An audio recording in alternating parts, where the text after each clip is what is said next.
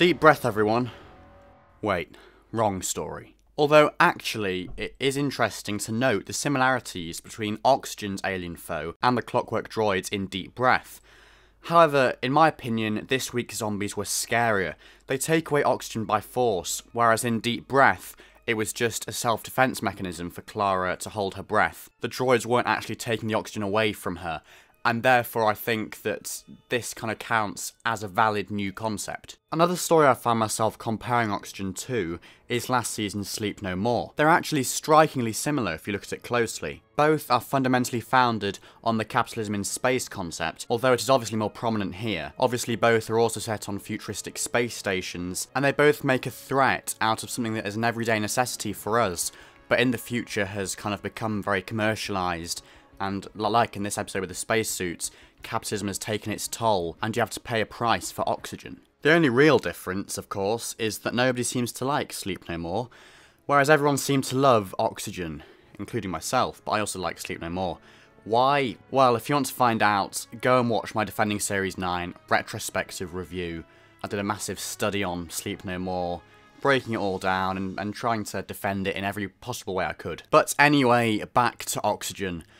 Now, admittedly, I will say that I wasn't that excited for it a few weeks ago, especially compared to other episodes in the series. I'd kind of overlooked it, I think.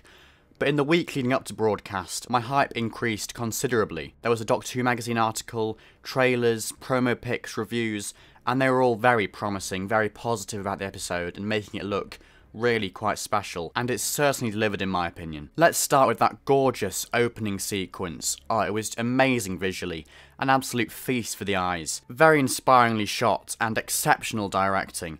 It captured the essence of space perfectly, very vast, empty and intimidating.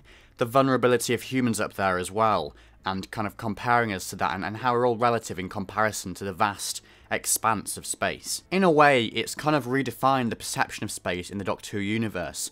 It's presented as much more threatening and in a more unnerving way than before, and of course this sets up the tone of the episode well, and obviously the Doctor himself ends up paying the price when he loses his eyesight, when he becomes blind. That is a consequence of the dangers of space. I loved the Doctor's lecture about the dangers of space. In hindsight, a very fitting scene, but also somewhat ironic given what ends up happening to him. Also, just on a little side note here, retrospectively, I've noticed that Series 10 has been relatively Pertwee-esque so far. The Doctor is based on Earth, obviously, only making occasional ventures off-world. This comparison, of course, can only be a good thing, as you might know already. I love the Pertwee era. It was a great time for Doctor Who, the early 70s, the absolute golden years, and yeah, absolutely love the Pertwee era, so it's great that Series 10 is kind of paying homage to it in a subtle way. The directing overall was sublime.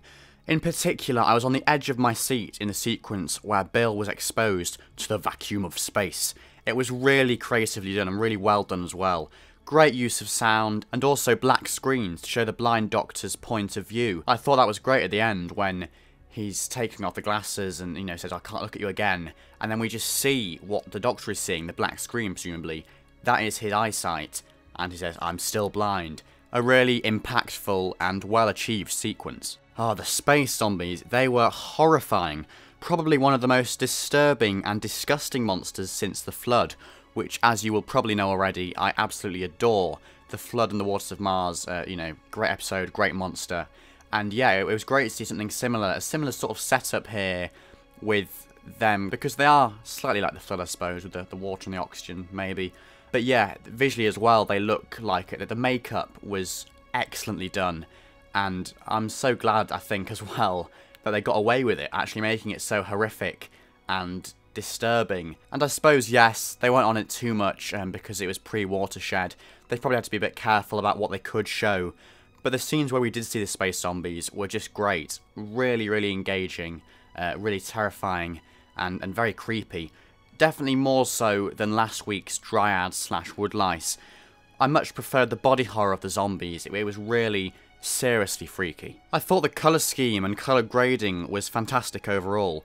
The spacesuit costumes flowed so nicely with the dark and dingy space station interiors. And of course, as well, it was so refreshing to see characters wearing a spacesuit that is not the orange Sanctuary Base 6 one that has been used on and off for 11 years. Yeah, I mean, it was kind of slightly nostalgic when it appeared in recent episodes such as Hide or Kill the Moon, but it was getting a bit old. I think it was a cost-cutting measure anyway, but there was an element of nostalgia. But yeah, like I say, I think lots of fans were getting a bit tired of seeing it all the time. So yeah, it's great to see that the new Chasm Forge spacesuits in this story, and as well we've got the ones to look forward to in The Empress of Mars, another new spacesuit design, which is weird for a series to have 2 new spacesuits, when in series 7 and 8 and 9 all used the orange Sanctuary Base 6 one. The whole aesthetic as well was very reminiscent of old futuristic stories, particularly the slow-paced 60s episodes. It gave it a very classic feel, but obviously much more modern and flashy as well, and high-definition cameras, good colour grading and directing, all of that's kind of improved, so it's nice to see this concept revisited, I think. The kind of concept of a space station in danger, a distress call, and I suppose really it's a base under siege. We've not really had that in a while, and it was nice to see a traditional concept like that just brought up to date, really. It doesn't really ever get old, but obviously as the times go by and we get all these new techniques and increasingly skilled people working on the show, it is nice to see these concepts revisited and, like I say, brought up to date and just made to look a lot more impressive. Clearly a lot of the budget was spent on this week's story, which is great. It certainly showed. Like I say, the costumes, the space station interior, the exterior shots as well, it definitely showed the budget was very well spent here. Yeah, and I really enjoyed the episode for it. So the plot, overall I think it was good.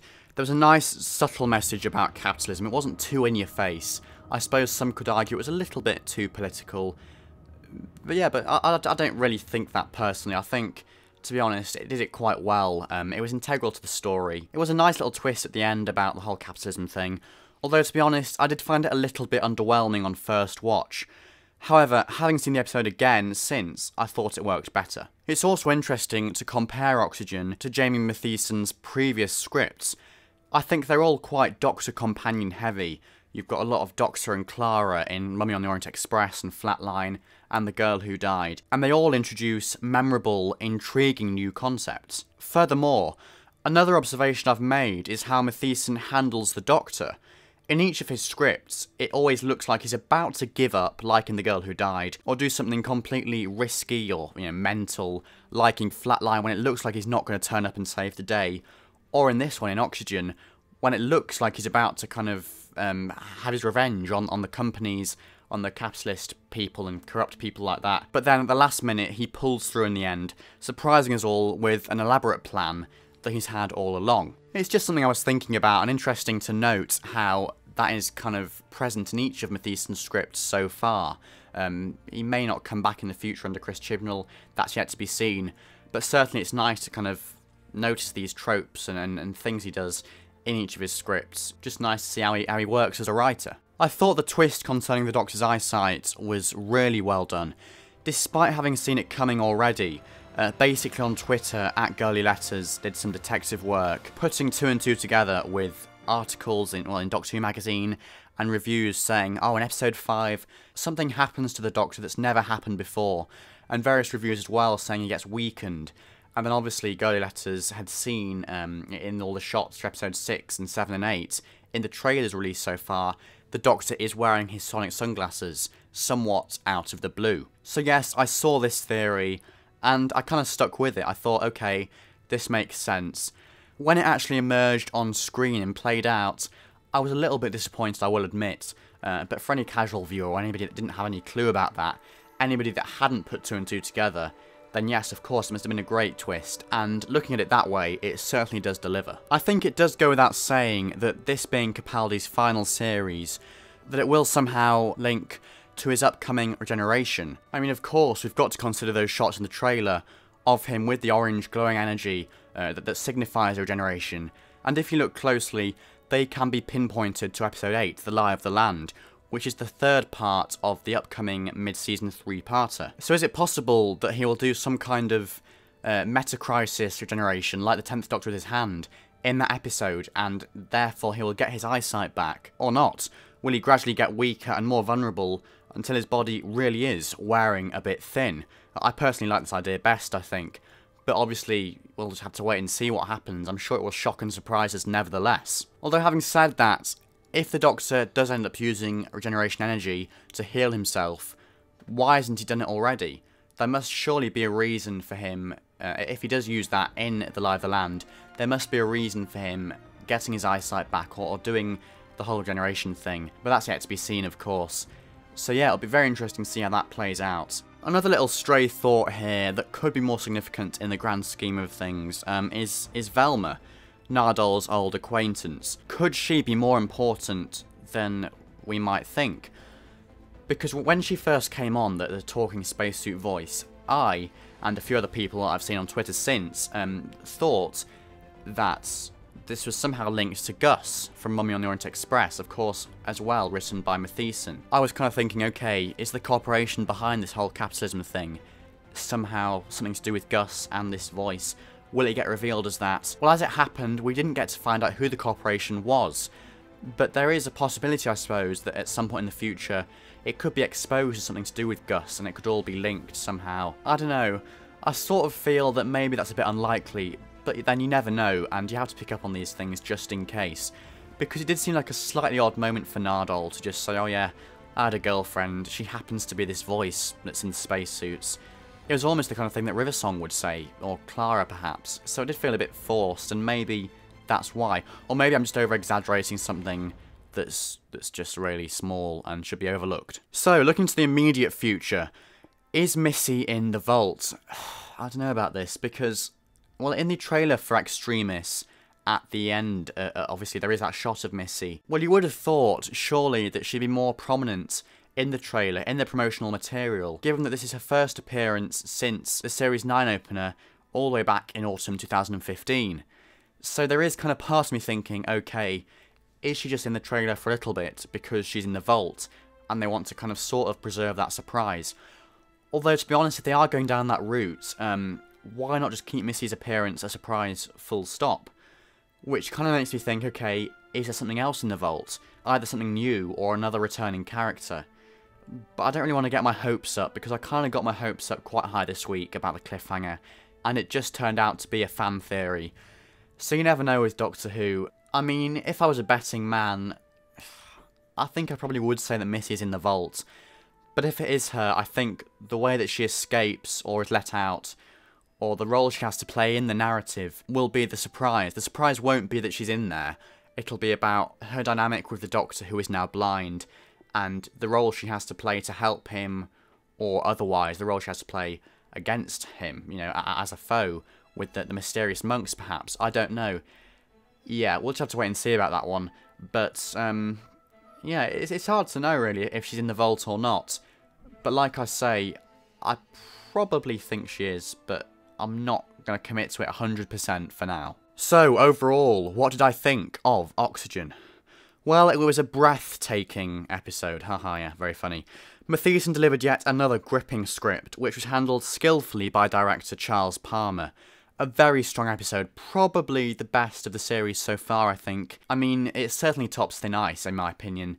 So another great episode, and I can't wait to see what happens next in Extremis, in the mid-season 3-parter, and beyond. And the whole thing about the Doctor's eyesight, obviously, should prove to be a game-changer as well, and put him in a really vulnerable position, hopefully allowing for new storytelling opportunities. So yes, that'll be very interesting to see indeed. So, that's that for this review. Please do comment your thoughts on Oxygen in the comments below. Thank you so much for watching, and I'll see you next week for my review of Extremis.